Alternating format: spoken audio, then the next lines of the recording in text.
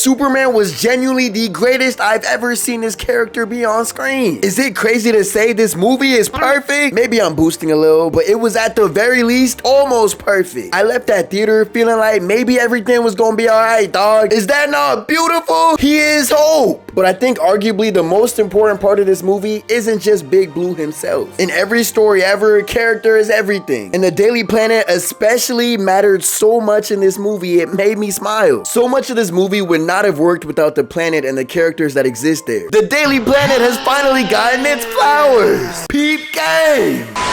The Daily Planet had so much life and personality in this movie, it was so refreshing. Which is crazy because Clark himself was only there for a single scene, but we still got so much of the place from everybody else's POV. I love how big and grand the whole thing feels too. Like this is a big ass skyscraper with a giant golden spinning globe sitting on top of it in real life. It's beautiful. The setting of this world, and I guess the whole universe by extension, is really interesting to me because motherfuckers got smartphones, but the Daily Planet is also still big on physical newspapers too. Maybe they got both physical and digital, who knows? But the greatest part of this place are the wacky motherfuckers that work there. My adventures with Superman is what got me to care about the characters of the Daily Planet in the first place, so seeing a bunch of familiar faces again here was great. And a lot of their personality traits in the movie are actually bar for bar the same as how they acted in the show. Cat Grant handles the entertainment part of the planet, so naturally she moved like one of them TMZ warriors. She got some prima donna tendencies, but she's nice to Clark, so we f with her over here. It's funny how it always feels like Lois do not f with her at all. Like she's just kind of annoying and gets in the way of serious shit sometimes. For Lois at least. I can't really tell how the other members of the planet feel about her, but from the POV of Lois, Cat Grant be pissing her off. It's crazy because I think my first exposure to Cat Grant at all was Supergirl's TV show, but she played a much different role in that compared to everywhere else I've seen her. She was kind of like Kara's Perry White. Then there's Steve, who's head of the sports section, and this dude kind of sucks, but in a funny way. He a little jockey sports bro who kind of bullies Clark, but not really bullies, because bullying would imply that it had any effect on him at all, or really anybody else. Like on some Flash Thompson shit, but more wacky. Like nobody take this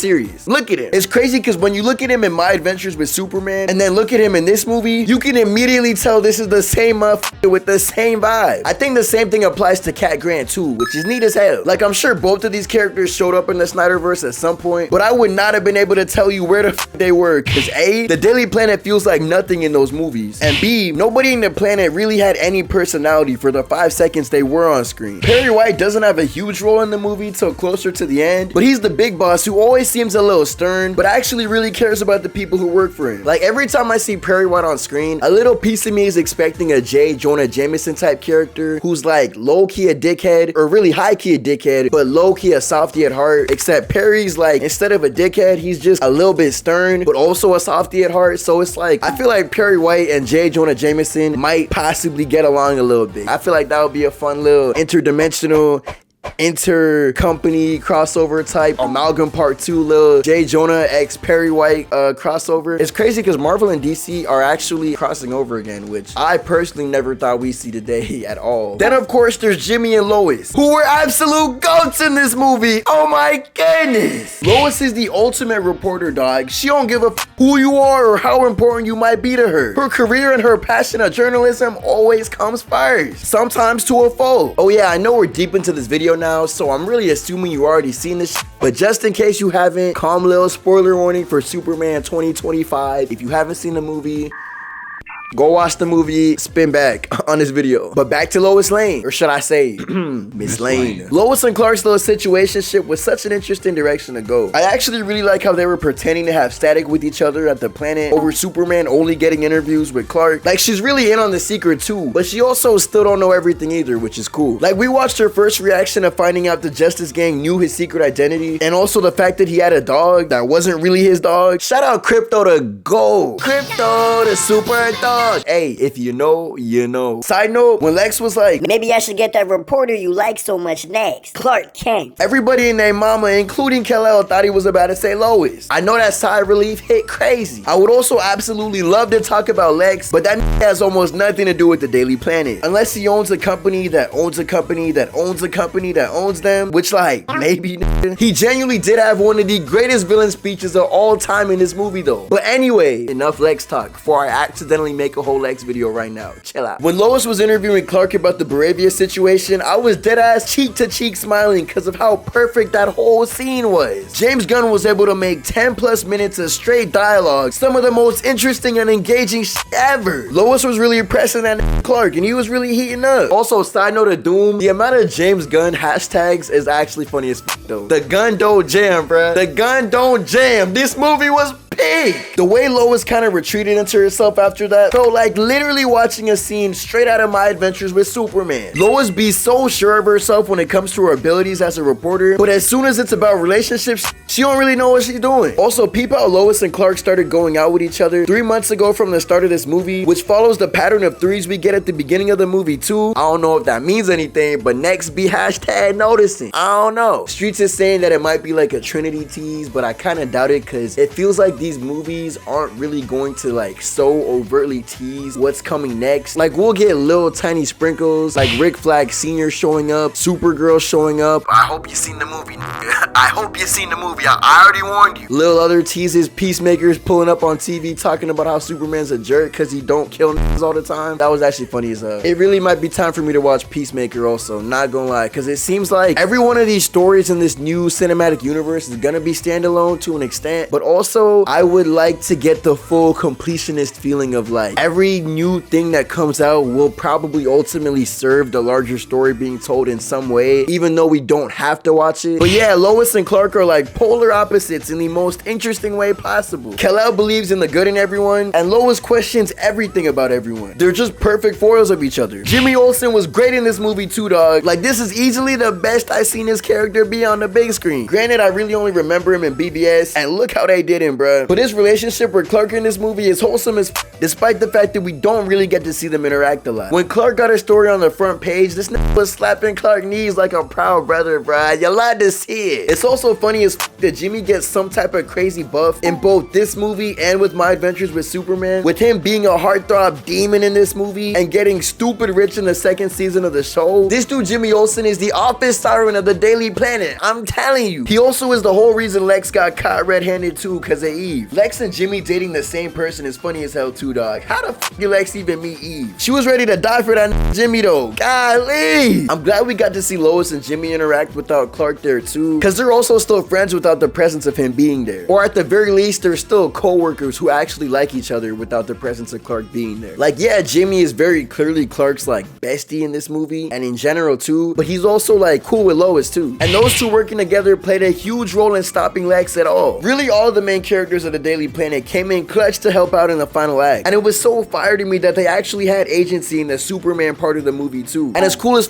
that Perry was the one to rally everybody together. And the fact that the world is literally being split in half and he's still seated and ready to hear Lois and Jimmy's story on Lex's fuckery is great. Like he's got that same fire and love of the game that Lois got. Also, super side note, but I do kind of wish this movie was still called Superman Legacy because it would be easier to talk about and look up. Because every time I look up this movie, I either get A, Superman, the movie 2025, or B, I get literally everything else involving Superman as a character. And it's like...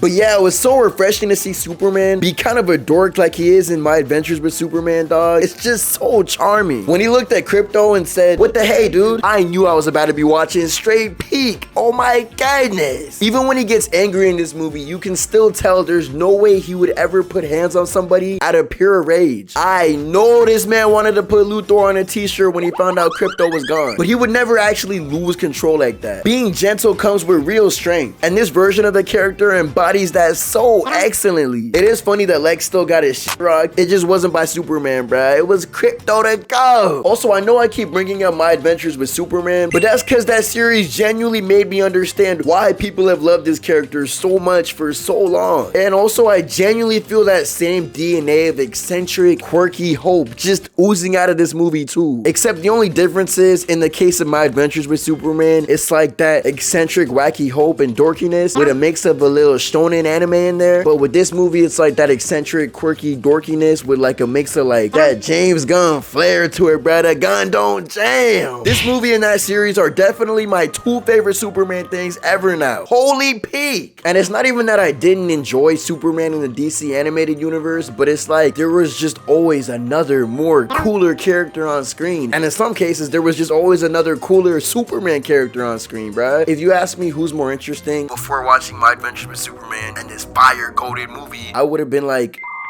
yeah, Supergirl's kind of more interesting than Superman. Superboy's definitely more interesting than Superman. Superman and Lex, baby, Connor Kent, that's crazy. But these days, after these 2 things have been exposed to me, I'm like, wow, this is the original shining, it's not even, okay, yes, he's Hope, but he's Hope and he's also has a personality and he's interesting. Cause like a lot of people will look at, well, not a lot of people. Let me not speak on a lot of people, but like some people will look at Superman and be like, wow, he's just like benevolent God. But no, nigga, he's dorky and wears underwear over his fucking suit so that you won't be scared of the nigga, bro. Like that's just so, he's fun, bro. Superman fun. Bro, this nigga asks a civilian if they're okay after a kaiju blows a hole in their building. Civilian says, yeah, I'm okay. He genuinely has a little chuckle, a little smile of relief, and he's like, good shit. And then flies away to defeat the monster. Like that, this nigga saved a squirrel in this movie. He's fire. Also on a subtext tip, the themes of this movie were magnificent. Really not even on a subtext tip. It's kind of in your face, but shout out this movie for that. Hawkgirl really stood on business, dog. Some villains gotta go. Also, I kind of like the twist with the Kryptonians because it means that Superman is good now because he chooses to, not because his blood parents were. And that almost feels like the antithesis of like a chosen one type of trope, because it's like if his parents were already the most kind-hearted, good-spirited people, it still would have meant something, but it wouldn't have hit as hard. But the fact that he didn't come from this family line of just good people, he did that shit off the muscle, that means something. And not off the muscle, but like, shout out Mom, Pop, Kent, you feel me? But like, the fact that goodness is not inherently in his DNA, he has to like adopt that, that's fire. That's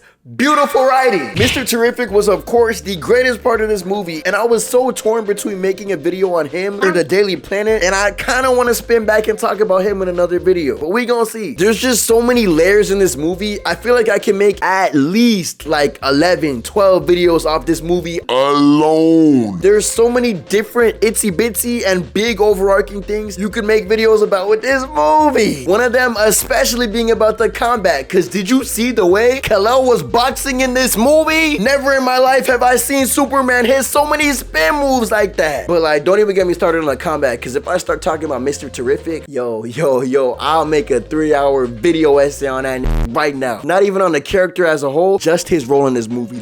Don't even get me started on Mr. T to go. Hashtag fair play.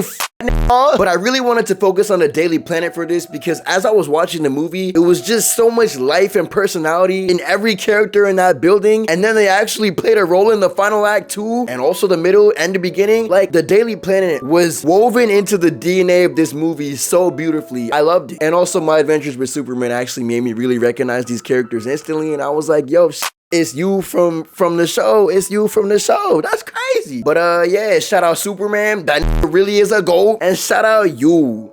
I can't feel my face right now. I'm burning up. I got this feeling that I won't come down. Like, got this feeling that I won't